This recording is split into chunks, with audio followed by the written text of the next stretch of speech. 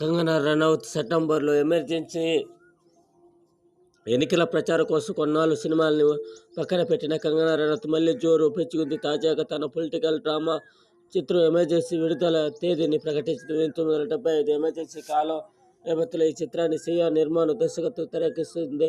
కంగనా సందర్భంగా ప్రఖ్యాత రచయిత విలియం షేక్స్పియర్ నవల మాక్బెత్లోని కొన్ని వ్యాఖ్యలను పంచుకుంది. భారత ప్రజాస్వామ్యంలో అత్యవసర పరిస్థితి కాలం ఒక చీకటి అధ్యాయం.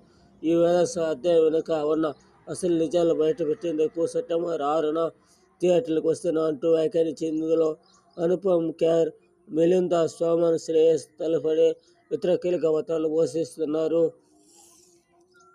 ఇంద్రమ్మ జీవితం ఏ విధంగా ఎమర్జెన్సీలో ఉంటుంది?